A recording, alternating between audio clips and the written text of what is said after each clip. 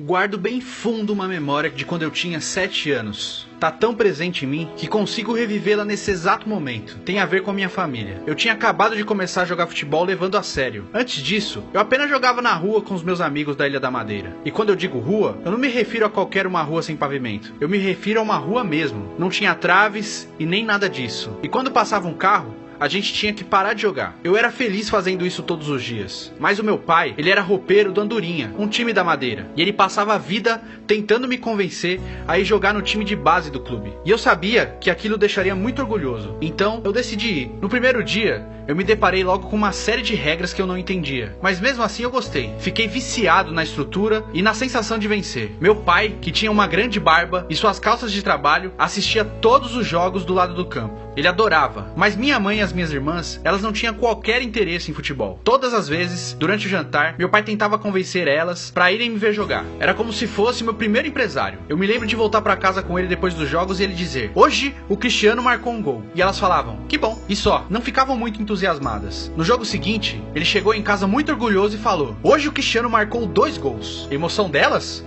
Nada. Elas só falavam: "Legal, Cris." O que é que eu podia fazer? Eu resolvi marcar gols atrás de gols. Uma noite, meu pai chegou em casa e falou: "Hoje o Cristiano marcou 3 gols. Ele foi incrível. Vocês têm que ir assistir ele jogar." Ainda assim, eu continuava olhando pra fora do campo e só via o meu pai ali, sempre sozinho. Então, um dia, e nunca irei esquecer essa imagem, eu tava aquecendo e de repente reparei que minha mãe e as minhas irmãs estavam sentadas na arquibancada. Elas pareciam... bom, como é que eu posso falar isso? Confortáveis. Elas sentaram uma bem perto da outra e não aplaudiam, nem gritavam nada durante o jogo. Elas só ficavam dando tchauzinho pra mim, como se eu estivesse num desfile ou algo parecido. Eu percebi que elas nunca tinham estado num jogo de futebol antes, mas elas estavam ali, e essa era a única coisa que me importava. Eu me senti muito bem naquele momento. Significou muito pra mim. Foi como se algo tivesse mudado dentro de mim. Eu me sentia verdadeiramente orgulhoso. Mas nessa altura da vida, a gente não tinha muito dinheiro. A vida na Madeira era uma luta diária. Eu jogava bola com chuteiras velhas que o meu irmão já não usava, ou que meus primos me davam. Mas, quando a gente é criança, o dinheiro não é uma preocupação. Tudo que conta é aquilo que a gente sente. E nesse dia, esse sentimento era muito forte. Eu me senti protegido e amado pela minha família. Em Portugal,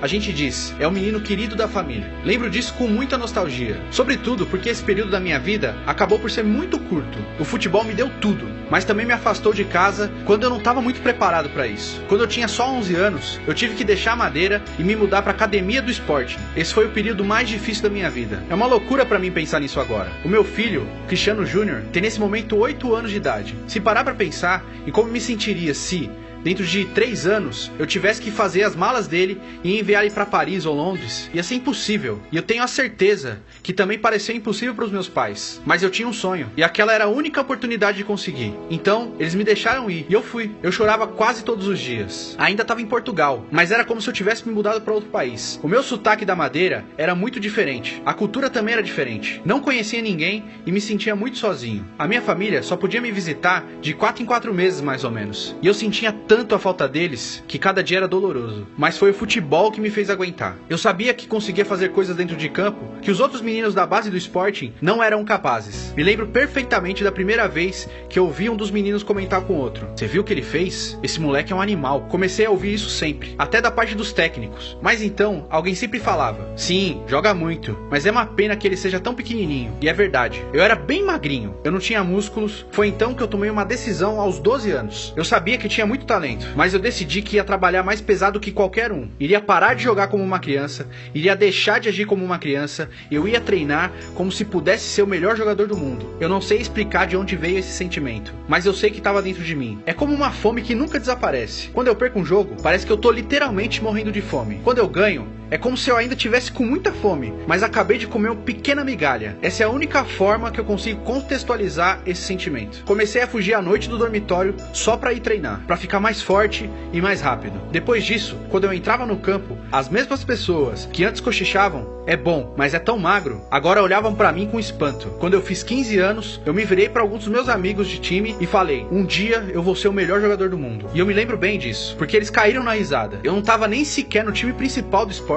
mas eu já acreditava nesse objetivo. Eu acreditava mesmo naquilo que tinha falado pra eles. Quando eu me tornei profissional com 17 anos, a minha mãe tinha muitas dificuldades de me ver jogar, porque ficava ansiosa. Ela vinha no estádio de esporte me ver jogar, mas ficava tão nervosa nos jogos mais importantes que chegou a desmaiar algumas vezes. É sério, ela desmaiava. Então os médicos do clube tiveram que receitar sedativos apenas pros meus jogos. E eu falava pra ela: lembra, mãe, quando você não queria nem saber de futebol e agora tá assim? Então eu comecei a sonhar mais alto. Queria representar a seleção portuguesa e também queria jogar pelo Manchester United, porque eu tava sempre assistindo a Premier League. Eu ficava deslumbrado com a velocidade do jogo e com o canto das torcidas inglesas. Todo o clima do campeonato inglês me emocionava. Então, quando eu me tornei um jogador do United, foi realmente um grande momento de orgulho pra mim. Mas eu penso que ainda foi um momento de mais orgulho pra minha família. No início, conquistar títulos era algo transcendente pra mim. Me lembro quando venci meu primeiro título da Champions League no United. Foi uma sensação indescritível. O mesmo aconteceu quando eu ganhei minha primeira bola de ouro. Mas os meus sonhos não deixaram de aumentar. Porque é pra isso que os sonhos servem, certo? Então, eu te digo, sempre admirei o Real Madrid e queria um novo desafio na minha carreira. Queria conquistar títulos no Real Madrid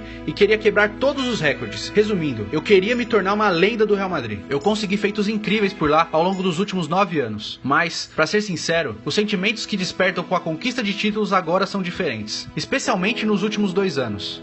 Quando não se ganha tudo, há quem considere isso um fracasso. Quanto mais se ganha, mais altas são as expectativas. Mas esse é o meu trabalho. Mas, quando se é pai, o sentimento é totalmente diferente. É um sentimento que eu não consigo descrever muito bem. É por isso que minha passagem pelo Real Madrid foi tão especial. Tenho sido um jogador de futebol, é verdade. Mas eu também sou um pai. Há um momento com meu filho que eu sempre irei guardar na minha mente. Me emociono só de lembrar disso. Foi um momento que aconteceu no campo, logo depois da gente vencer a final da Champions League contra a Juventus. A gente fez história naquela noite. Quando eu tava no campo, após o apito final, senti que tinha enviado uma mensagem pro mundo. Mas então, o meu filho veio pro campo pra celebrar comigo. E tudo mudou. As minhas emoções mudaram totalmente. Ele tava correndo de um lado pro outro com o filho do Marcelo. A gente segurou o troféu juntos e depois passeamos de mão dada pelo campo. É uma alegria que eu não conhecia até me tornar pai. Há tantas emoções acontecendo ao mesmo tempo que não é possível descrever o sentimento em palavras. A única coisa comparável com isso é a forma como eu me senti quando eu tava aquecendo na madeira e vi minha mãe e as minhas irmãs juntas na arquibancada. Quando voltamos ao Santiago Bernabéu para comemorar, o Cristiano Júnior